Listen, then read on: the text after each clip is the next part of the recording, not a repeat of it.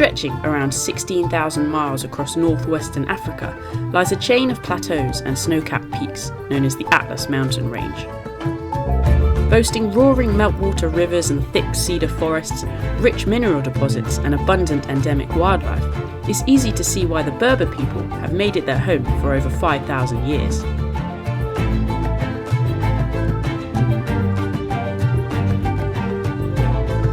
Many who visit Morocco find themselves drawn to the mountains in search of clean air and a taste of traditional Moroccan life, but others venture to the High Atlas with a more definitive goal: to summit Jebel Toubkal, the highest mountain in northern Africa, sitting at 4,167 metres above sea level. This proves to be no easy feat, with hikers risking acute altitude sickness and exposure to reach the top. Having walked most of the long-distance trails in the UK, I wanted to push myself mentally and physically to new levels. So in February 2017, I decided that taking on Toubkal in winter conditions sounded like an adventure with my name on it. Through filming my journey, I want to inspire you to make it your mission in life to not just survive, but to thrive. To be fearless in the pursuit of what sets your soul on fire, and to take your dreams seriously. We all face challenges and setbacks in life, and there's usually plenty of obstacles in our way. But the key is to never allow ourselves to become one of them. So if you fancy stepping out into the unknown, you'd best take courage, pack your bags, and join me, Abbie Barnes, as I venture into the heart of the Atlas Mountains.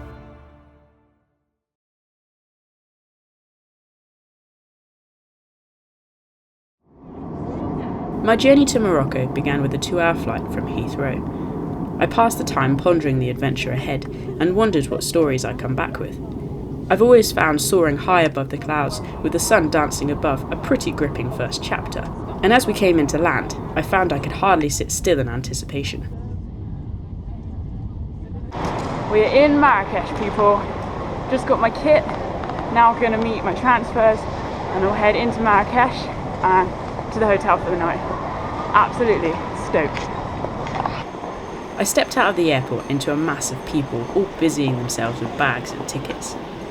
It would have been a stressful situation, but the golden light softened every edge and welcomed me back to Africa as though an old friend. A short transfer into the city gave everyone time on the trip to connect, although we were pretty tired from our travels.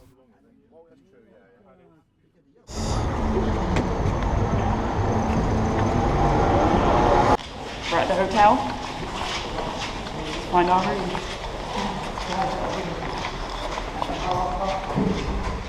Dropping our kit in our rooms, we met our guide, Hassan, and ran through the plan for the next few days, mapping out the route that we would be taking. The day after, we are going to Toubkal. Feeling prepped and organised, we grabbed some grub and crashed for the early start the next day.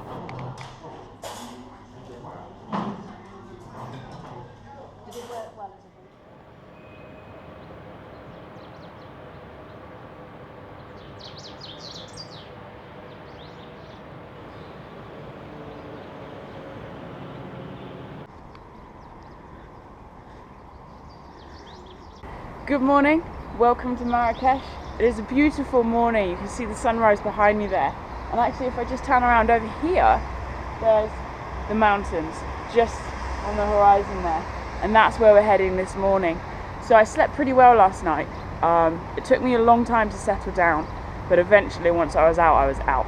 So then I woke up and for the last 45 minutes this morning I've been sorting out my kit. So I've been splitting it between what I want to keep on me in the mountains and what I want to take in my big pack that's going to get carried up ahead of us. So yeah, I'm going to go meet everybody for breakfast. Hopefully we'll be a bit more awake today. I really felt yesterday we were all a bit like zombies after a day's travelling. But let's head on down for breakfast and meet the rest of the crew. Morning. Good morning. How are we doing, alright? Very good self. Very well, thank you. Did you sleep okay? This here is my kit bag, and obviously I've got my main rucksack on my back. So this kit bag is going to be carried today by car up to the village where we're staying, Imlil. So the goal of today, 80-kilometre drive to Imlil, I think, and then we're walking up about an hour today to where we're staying. We get to look at the village, get to meet some of the locals, and then we'll crash and just sort out our ice axes, crampons and stuff. But really stoked to get going. So the rest of the team should be down there right now. let's grab this and head on down.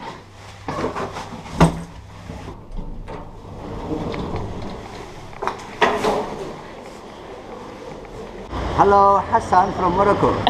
And where are we going? We are going to Toubkal area. You excited? Well, you've done, how many times have you done the climb? Oh, more than 200 times. Whoa. So you're a good guide then? You will see. Fair enough. Waiting for the arrival of our vehicle that would take us to the mountain village of Imlil was a great time to flick for our guidebooks and look forward to exploring Marrakech properly upon our return. It was founded in 1062 by religious nomads called the Almoravids, and is often called the Red City because of the shade of the walls around the Medina Old Town district. And as you notice, the administrative... There are many key sites worth a visit. Now you'll have to excuse my pronunciation, but there's the Ketouba Mosque, built in 1162 with a 70-metre tall minaret, the Sardian tombs, a 16th century burial site for 66 members of the Sardian dynasty, adorned with elaborate geometric designs in Carrara marble, and the Bahia Palace, built in the late 19th century. Marrakech seemed like a city of contradictions and extremes, being both religious and secular, traditional and modern, elegant and occasionally daunting. It was an exhilarating place to explore. At the centre of Marrakech is the Jemel Effina, an ancient square alive with food stalls, snake charmers, monkey handlers and street performers. Famed throughout the world are the city's souks, traditional markets that wind their way through the alleys, dancing with stalls selling pottery, metalwork, leather, textiles, spices and more. It's a stimulating place where the noise, colours and smells cause you to come alive. The arrival of our minibus brought us back down to earth. We loaded up and were soon on our way, watching as passing grand buildings gave way to open country, giving the occasional glimpse of the mountains ahead. We've just stopped to get some bread apparently. Hassan, our guide's going to get some bread. It's really quite hot actually, but the views of the mountains have been absolutely stunning. You can see the foothills just there. So the mountains just round the corner. There's the rest of the crew. Whoa, that's a lot of bread.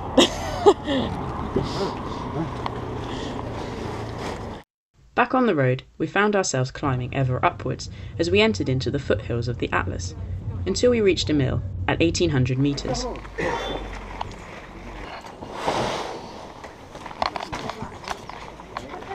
So we had a gnarly drive up to the foothills of the mountains, so you can really see the snow now. And the temperature's a little bit cooler up here, which is alright. Not good with the heat. But I'll just show you when we get up here, the views are stunning. It was a tranquil spot that allowed us to breathe after our long drive, with the sound of the Assouf Nomizane river below washing our stresses away.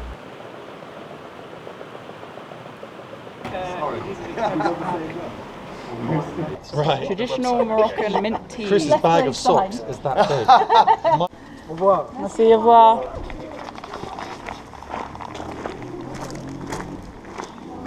As we walked through Imlil, it was clear that the village thrived on tourism, with many shops offering mountain guides, alpine gear and expedition food.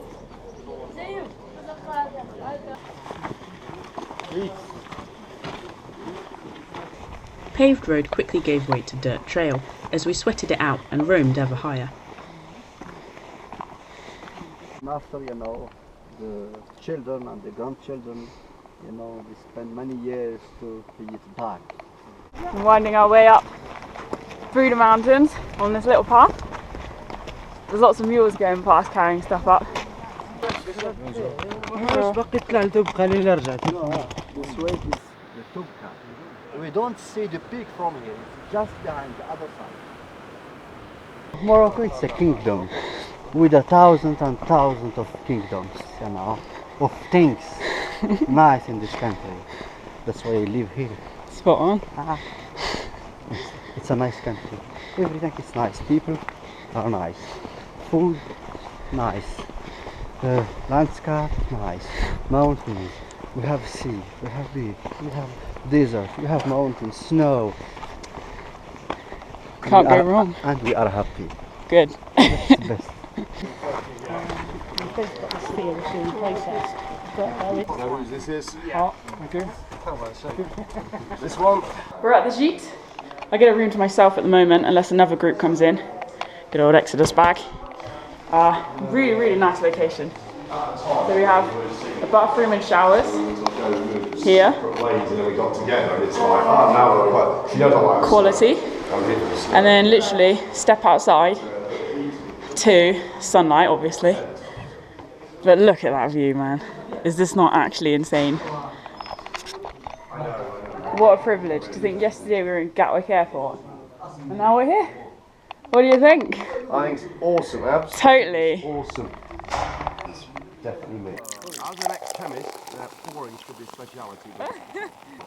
Beautiful. Even the little tip. Oh no. Cheers. Genuine Moroccan, maybe Berber tea.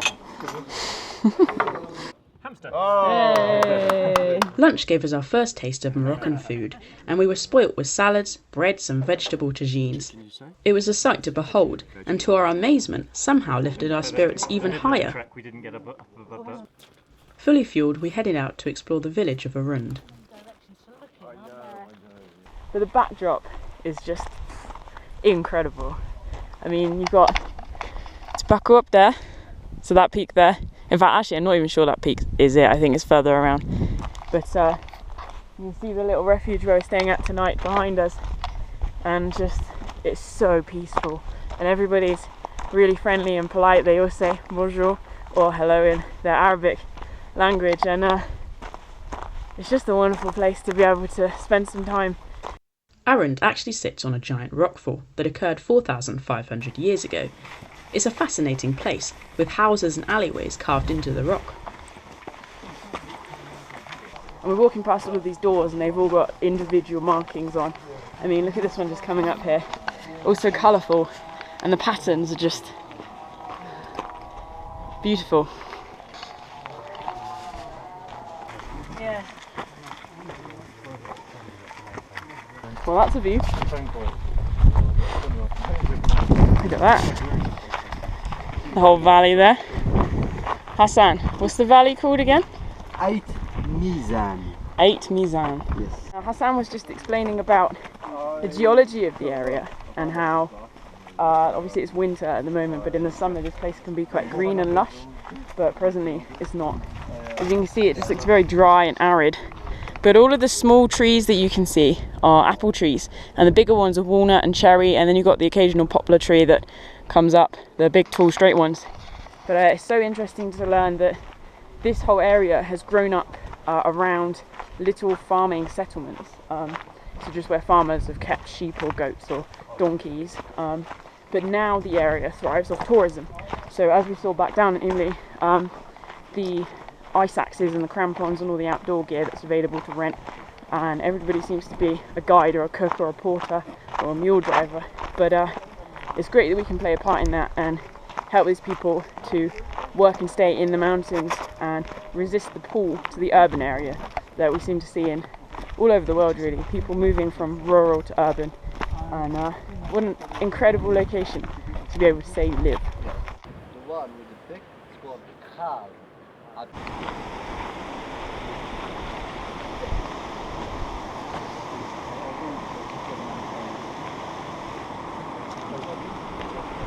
Later that day, we met up with Mohammed, who was to be our assistant guide during the climb. Bonjour, Abbie. Nice to meet you.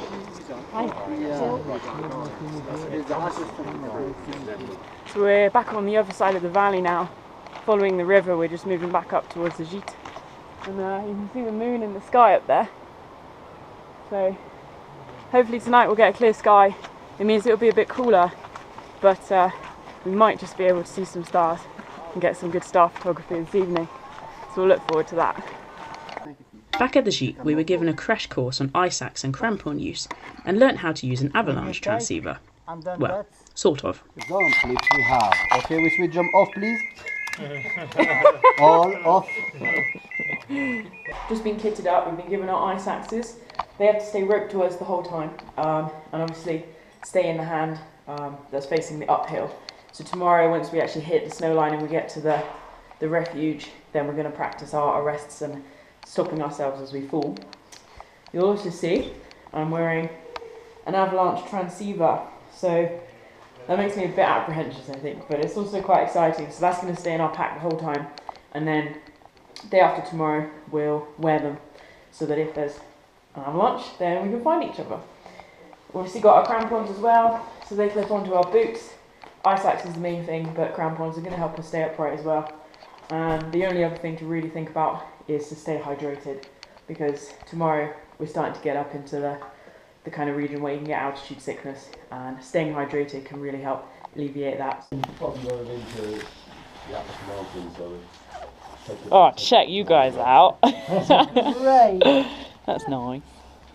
Yeah, I think it will. I think the West will catch up with it. Bon appetit, yeah? Bon appetit. Different insects to eat.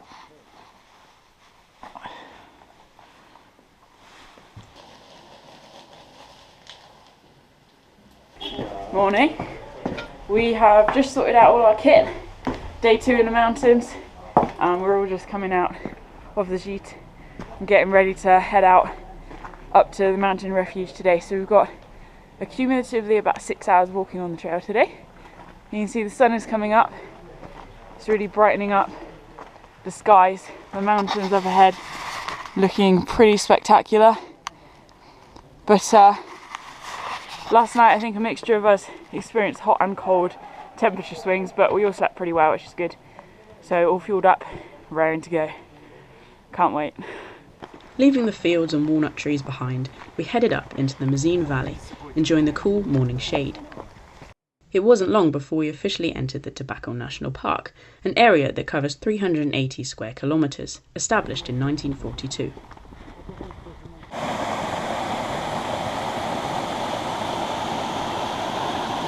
So we've been walking for about an hour and a half up from the gîte where we stayed at last night, and we've officially reached the snow line. The rest of the crew up ahead. The light on the mountains is just absolutely stunning. I mean, look at that. That orange is just breathtaking. And I'm to actually watch my steps, there's a lot of ice underfoot, but we've been overtaken by the mules, which are heading up to the refuge where we're staying tonight. And we've just reached the shrine village. So we're going to stop here for a cup of traditional Moroccan tea, and then push on up to the gîte or mountain refuge for the night. But I just can't get over the scenery. The village was called Sidi Chamarouche, Sidi meaning saint. Located at 2,350 metres, it's near to halfway between Imlil and the Toubkal Refuge, so an ideal place for a break. Appropriately drinking Coke in the middle of the Atlas Mountains.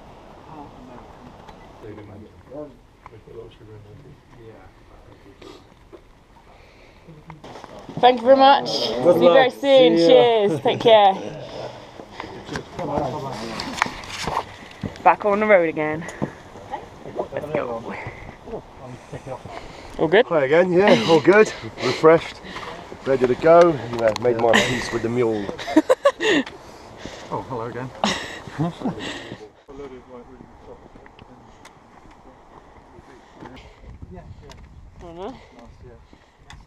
Where? So we've very much left the shrine village behind and heading up. We're truly into the snow line now. The pace has slowed a little, we're just watching our step because it's a little icy underfoot, even though the rubble is like covering it up. But just man, the mountains around us, absolutely spectacular. You can see the light, especially like up there. It's mind blowing. We made sure to stop frequently and stay hydrated in an attempt to keep altitude sickness at bay, and sometimes took a handful or two of the legendary Moroccan trail mix. It was so good. First bit of navigation on the ice. It's very slippery. Oh, look at him, he's just like, yep, up that way, yep. Stand up, stand up. We found sunshine! Sunshine! Woo! Yeah. Oh man, what an epic location.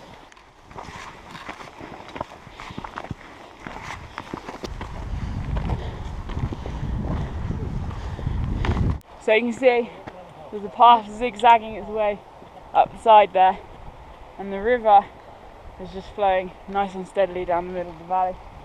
It's a really nice background sound of like glacial waters.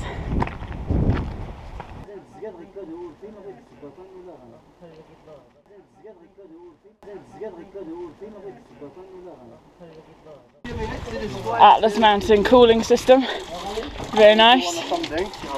Boom. Good.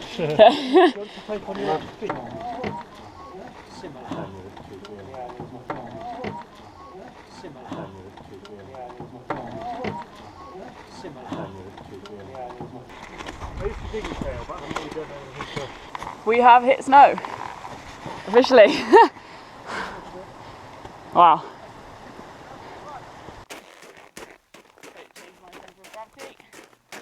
Hiya. How are you? Very well, thank you. Okay, thanks. Good to see you. This is everything I thought this trip would be. We haven't yet reached like technical stuff where we need crampons, but we're still trying to make sure we're keeping our footing on this crusty snow. Don't frick! I'm getting tapped with snowball. But we've seen quite a few people coming down. One lady's just summited today. She said it's absolutely spectacular, so oh, I'm so excited. Tomorrow's the day.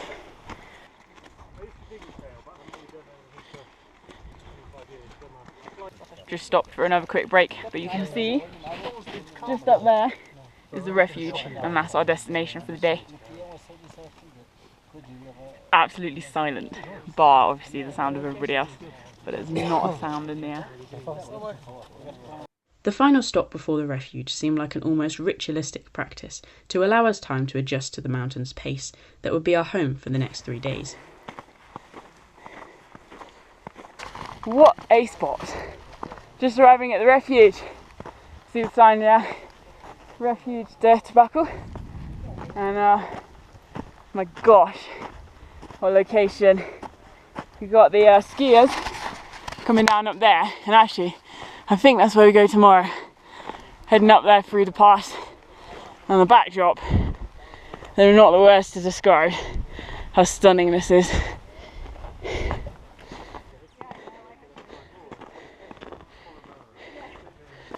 Well done, everyone. Yay! We made it. But woo! You did very well. The refuge Les Mouflons is named after a breed of deer living in the Atlas. During the day, when everyone's out climbing, it's a really peaceful place to watch the skiers. Let's go and explore. Oh, it's very dark.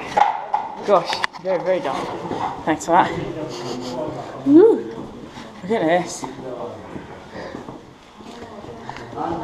The room would house all of us for the next few nights.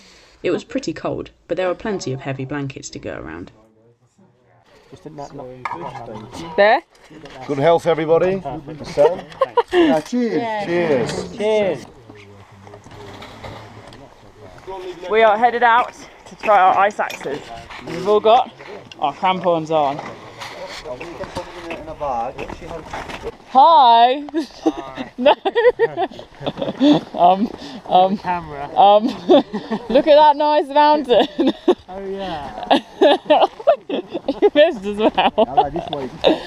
The ice axe arrest, or self-arrest, is a mountaineering technique where a fallen climber who's sliding down snow or ice uses the axe to arrest themselves without a rope or a belay system. The key is placing your weight over the axe to get the head into the slope as deep as possible, although a successful arrest can depend on many factors. Okay. Okay? And then.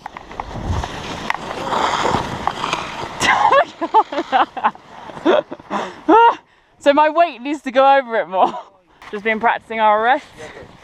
Gonna go back up and retrieve my hat, which I feel very naked without. Ugh.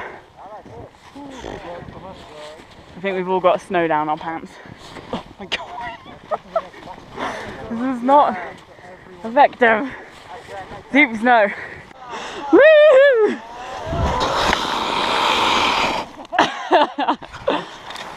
Practicing in a safe environment is really great fun, but equally it's a serious act that ensures it becomes a reflex action in the event of a fall. That evening we warmed ourselves over soup and headed to bed early for our big day ahead.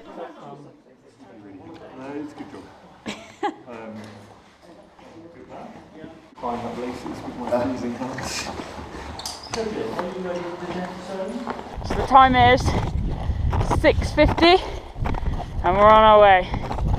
Leaving a refuge behind, heading up that pass. All loaded up with our crampons and ice axes. Let's go.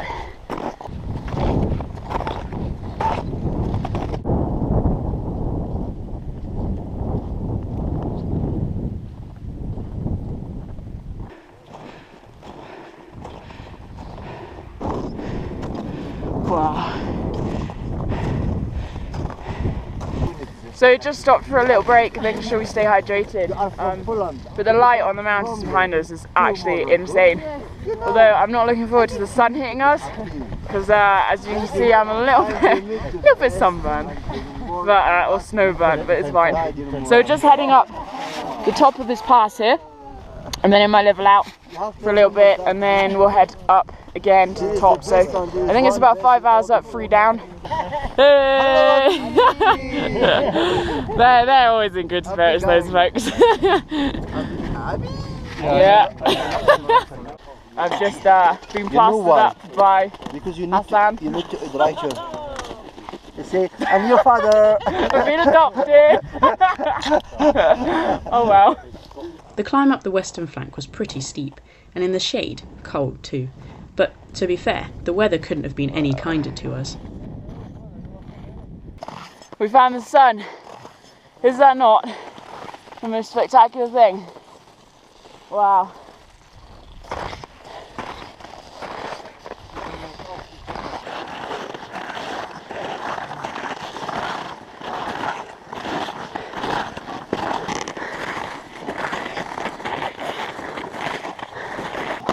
Wow. Just getting our first views the other side of this ridge. Check that out. Resting on the rocky col, we found ourselves completely taken aback as the views south stretched to the horizon and beyond, with the mountains standing confident and almighty. That's the pass,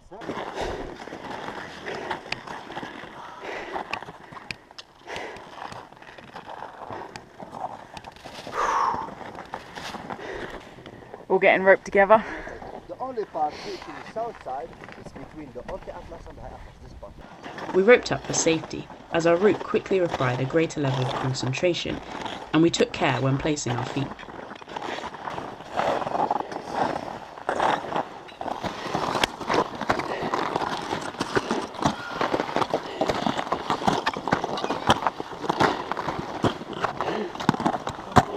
Just approaching the summit now. What a sight, eh? I've never found the words to sum up the emotion during the last moments before reaching a summit, but there's always an underlying sense of deep reverence and admiration for all of life. It's a humbling experience that reveals the human spirit to be stronger than anything that can happen to it, and that there's no neutral experience, but in every encounter we either give life or diminish it. Cheers. Thank you. Well done, Chris, man. Any days. Good job, pal. Good job. Yeah, well done. Good teamwork. Oh my gosh. What a spot. Woo. Well done. Actually, well done. Boom.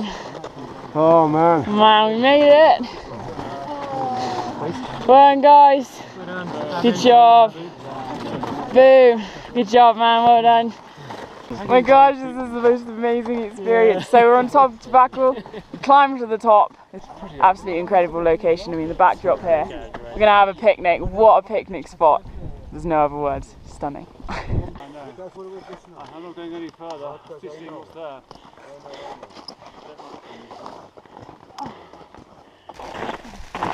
Hello. Hello.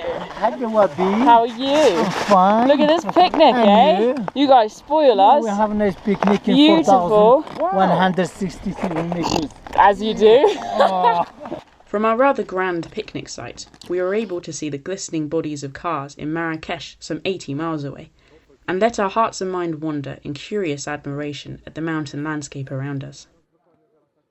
And we're headed back down again.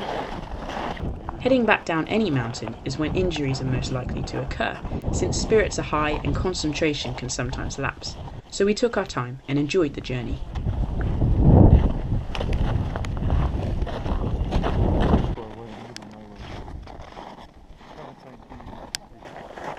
Going downhill is a little bit of an art.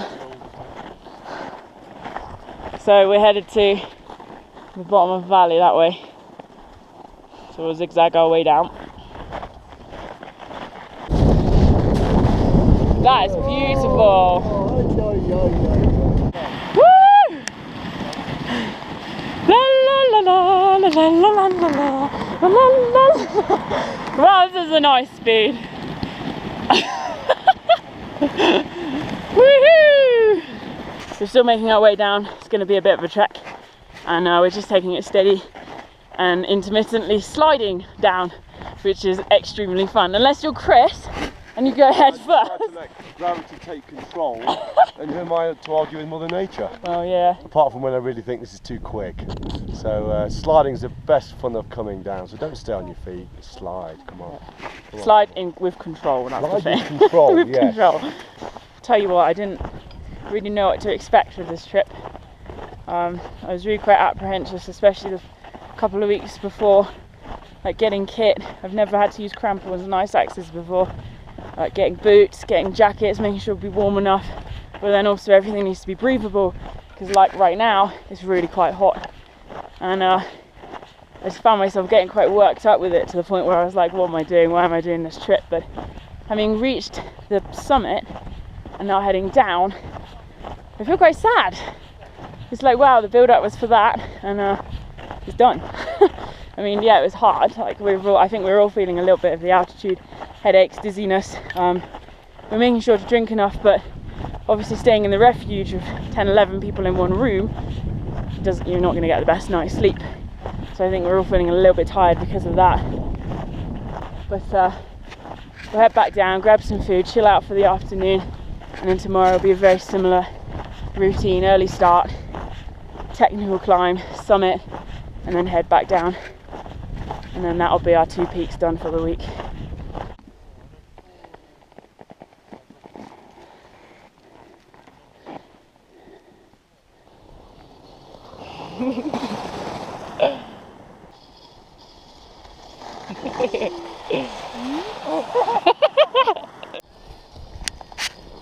Hey. Beautiful. No time to stop. See the refuge down there? That's where we're headed for.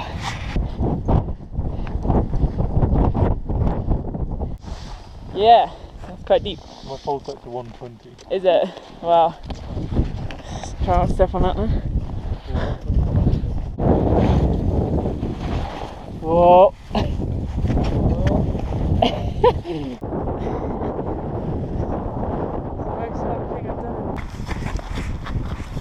There you go. Back at the refuge. Hold on. So we just had our evening meal. We had like 3 hours chill out time after getting back to the refuge, and then like between getting back and food, which was good because most of us had some kind of nap. I kind of came down with a migraine. Poor old Chris has twisted his knee, but I think we're all feeling today. So we'll see how tomorrow goes. So we're hoping to all catch an early night and see how we feel. 5:30 start tomorrow morning, and we'll crack on to reach that summit. Although Hassan did say if the wind's blowing too strong, we will have to turn back, because it's a very exposed peak even in the summer. But we'll see what the weather gives us. Night.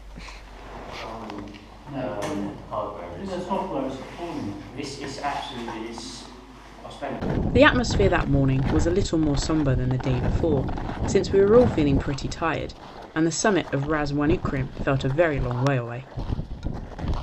Our spirits began to rise though, as light filled the valley and gave everyone a new energy, although I found myself struggling, feeling the effects of altitude, lack of sleep and heat stroke.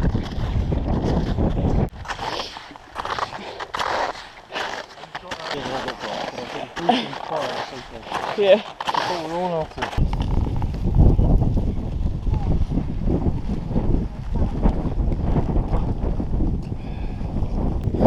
I haven't managed to capture much of this because its hands and knees work quite a bit scrambly.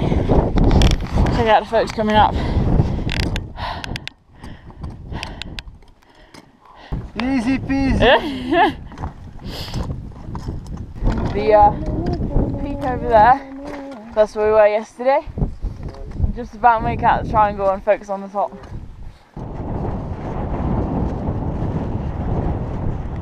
During that final leg to the summit, I dropped behind as my pace slowed. Hassan was legendary in keeping the banter flowing, but I found myself withdrawing to mentally recap why I was climbing. I was climbing to challenge myself to grow stronger, to develop new skills, and to better myself. I was climbing to chase a life that felt good on the inside, to be inspired and to inspire. It didn't matter if I was living to climb or climbing to live. I was moving forwards and outside of my comfort zone, so though my body hurt, my heart and mind soared.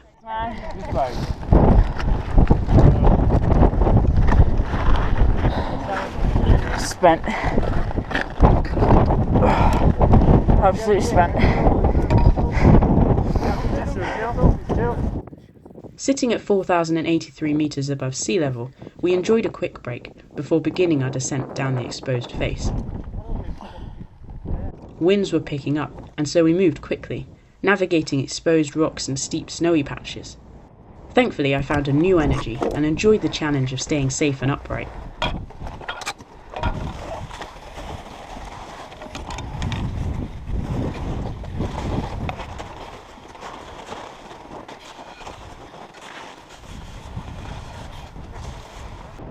At one point, Hassan and Mohammed broke out the ropes, and we each abseiled down 100 odd metres of rock. Honestly, I was in my element. This was my kind of adventure.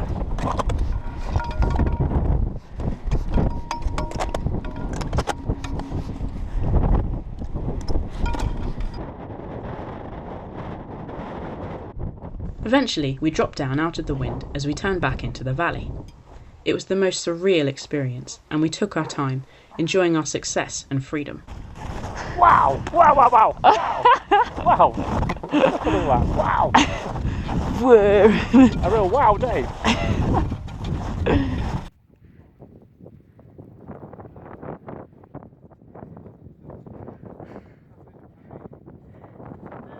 No!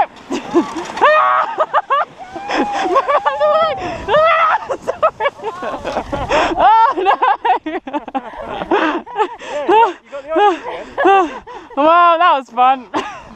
What are you aiming for? Sorry for nearly killing you. Today was hard. Like, I'm pretty sure the whole way up was just one big panic attack for me. My throat was really tight, couldn't breathe. But getting to the top was a pretty euphoric moment. And I really do believe in facing your fears to grow and develop that character. You know, it's hard, it is hard, but you've got to push and branch out and try to be the best that you can be. Because if you don't, life will pass you by and you'll miss out on so many opportunities. Like, I've dreamed of doing this kind of thing for a long, long time. Here I am doing it. With awesome people as company. People I didn't know a few days ago, and now I know them. And when you look back at like everything that happens in life and how hard it can be at times, and the fact that, you know, you make it to the top of a mountain going through all that, it's incredible. You know, life's happening now and you've got to live with it. It's very happy, tired, but very, very happy. And my gosh, what incredible scenery to find yourself in. Before we knew it, we stumbled upon the refuge, and if there were plans, nobody knew, because we all completely crashed. Oh, don't. Please don't. Yeah. Tea. Every night No problem, it's just Good morning! Today we are leaving the refuge. Goodbye, refuge. And we're heading back down to Marrekech. What a great morning to head out. Pretty fresh. How you feeling, guys? Great. Yeah. Showers.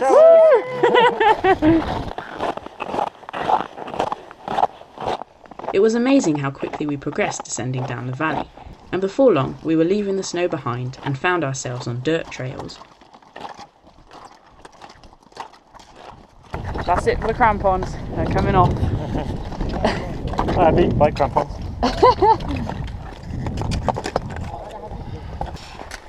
That took a lot longer coming up than it did going down. We're back at the little hut thing that sells colourful rocks and t-shirts and hats. And a loo with a view. Still in the shade.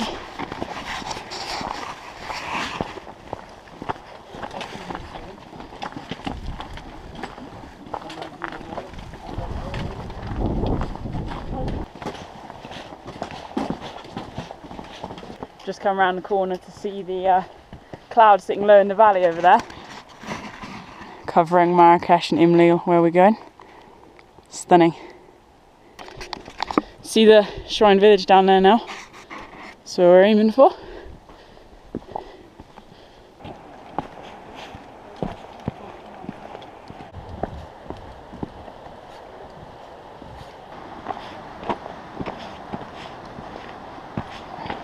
Back at Sidi Chamarouche, we chatted to stallholders and then said goodbye to Mohammed. It was a sad departure, but trips such as these often involve friendships that are over as quickly as they started, and we knew we'd always smile at the memories we'd made. Bye. Bye. Bye, see ya. Goodbye. The last few hours of descent saw conversation quiet as we reflected on our adventure. Each of us had climbed with our own goals and inspirations, and we were all leaving the Atlas Mountains rich in memories and stories. Returning home can sometimes feel like an anticlimax, but if we share our experiences well, we can be a beacon of encouragement for others looking to take courage and step outside of their comfort zones. And so I leave you with this. If you want something you've never had, you have to do something you've never done. Don't be afraid to dream big, but then plan, act, and share.